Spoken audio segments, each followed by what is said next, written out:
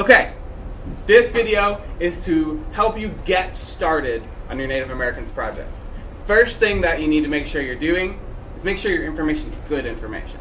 You can get information from anywhere. Everybody's got a social studies textbook. Everybody's got social studies notes. Everybody's got some kind of access to a computer because we've got at least 6 computers in every class. The way to make sure your information is good information is to, number one, know that if it sounds crazy, it probably is. Anybody in the world can put anything they want on the internet, on YouTube, just like this, on their own webpage, sometimes you can do for free. Anybody in the world can put anything on the internet. So if it sounds wrong, it's definitely wrong. Thing number 2, match it against the stuff you already know. If it comes from your notes and it comes from your book and the stuff that you're reading on the internet matches what you know from your book and from your notes, it's probably trustworthy. So when you get this information, how do you copy it down to avoid plagiarism? Plagiarism is idea taking. When you take an idea from an author and you use a sentence that's more the author's than it is yours, that's idea stealing. And for the most part, we don't do that on purpose. Like, I think you guys know if you're writing a paper and it sounds like you went to college, I'm going to go, there might be a problem here. It sounds smarter than the textbook. This kid's a really smart kid, but if I stroke my thinking beard enough times, I'm probably going to say they copied this off of the internet. And then I'll go to Wikipedia and be like, oh, look, it's your paper. That's not cool. Not cool. But a lot of people do it on accident. They find a really good fact. They write down the sentence that the really good fact is in. They put the sentence in a paragraph. There you go. They're like, this is cool. It matches. They did everything they're supposed to do. I think that happens a lot on accident. So we were talking in my homeroom yesterday. Here's how we had to solve it. Let's say good facts about how to eat an apple. If we are reading a paragraph, the paragraph says, first eat an apple by washing the apple. You're not going to write down, first eat the apple by washing the apple, right? Do you need all that? Somebody say loud in one word what I need to write. Raise your hand first. Yes, sir. What word do I need to write here to get the main idea out of that sentence to use later? First wash the apple. One word. Ma'am. Wash. Yeah. Now, if I wrote down that whole sentence and then I got to my writing, the chances are pretty high I would just stick that author's sentence in my writing, right? Not on purpose, not to be like, I'm going to be a big cheater. No, because it's a good sentence and it's easy to use a good sentence. If I have just the idea, I have to put the idea in my words, right? The next is, the next sentence from the author is going to be, open your mouth, put the apple in your mouth, use your teeth to remove part of the apple. What do I write? Not exactly what the author said. Bite.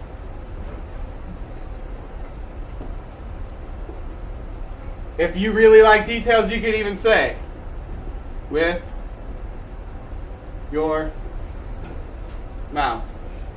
Trying to bite with your nose, desperately unsuccessful. Not going to work. The last step is the author will say, proceed to chew the apple with your mouth closed to avoid offending your friends. Ma'am. Chew. If you really like details, once again, you can even put more than that. What would you put if you like details even more than that, sir? Chew with mouth closed.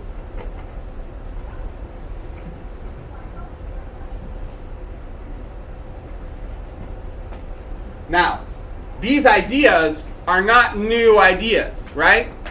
If we're studying social studies, there could be 15 different people that all wrote a book about the same Native American group, correct? It's not like those ideas belong to one person. Those ideas pretty much belong to the Native American group. Not pretty much, they belong to the Native American group. But you are going to join a group of people who has written about them. So even if you're using the same information that 100 other authors have used, this will make sure when you put it into a sentence, it is your work, not another author's work. Because you're not copying directly from their sentences, you're just using the ideas, and you can then say, I got my ideas from this author. Or I read this author's website in order to get my ideas. And that's called citing your source, which we'll go into later in the year. So let's go on to step 2. Step 2, making your outline. You got a ton of information. There's a lot of information you can get from your notes, you can get from the book, you can look up on websites. You've got enough information to hook up your whole 5 paragraphs, including some description, because description is good. It'll help you fill up your paragraph, right?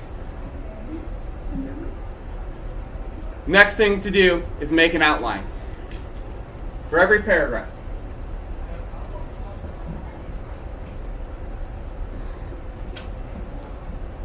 Paragraph 1.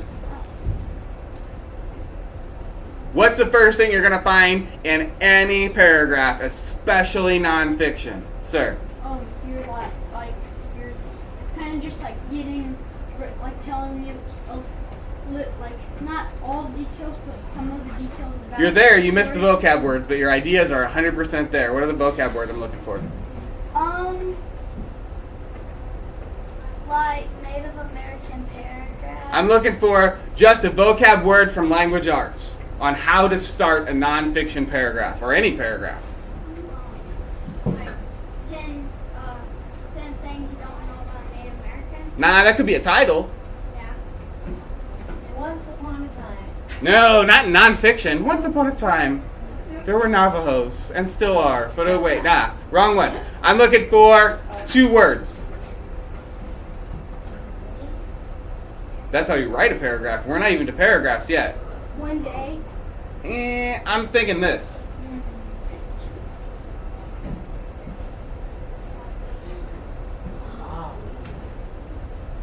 Main idea, right? If you have a nonfiction paragraph, the first thing you have to do is tell your reader, hey, here's what we're talking about in this paragraph.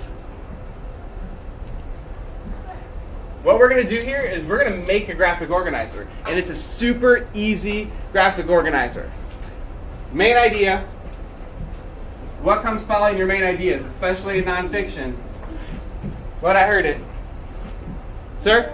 Details.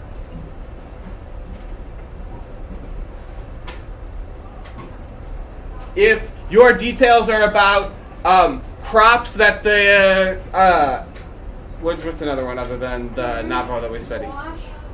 Yeah, corn, squash, and beans for everything, right? But what's another group of Native Americans we study? The Mississippian Mound Builders. What are the crops that are the Mississippian Mound Builders did a lot of things to survive. They grew corn, squash, and beans. They moved water in irrigation. They farmed the open land around them. Main idea, detail supporting, detail supporting, detail supporting. What's the thing you need at the end of every nonfiction paragraph after you have your main ideas and details, sir? Conclusion. Yeah, you need to wrap it up. Your conclusion there is the Mississippian mound builders were masters at using their environment to survive. Now, I'm going to change this word. We always use main idea. When you're writing good nonfiction, what you're looking for is topic. Topic means what are you talking about? What are you talking about? Detail, detail, detail, wrap it up. When I taught this my first time teaching, this way to line out a nonfiction paragraph, because I taught social studies for a long time. Nonfiction was something that we wrote all the time. Kids call it a touchdown outline. TDDD. If that helps you remember it, cool. If you have 5 of these, you have 5 paragraphs, correct? It's an easy way to take this information, line it up here, separate it out, and then put it together in a paragraph on your rough draft. This assignment is going to require a graphic organizer, a rough draft, and a final draft, just like always. Are we feeling good to go? Yes. Heck yeah.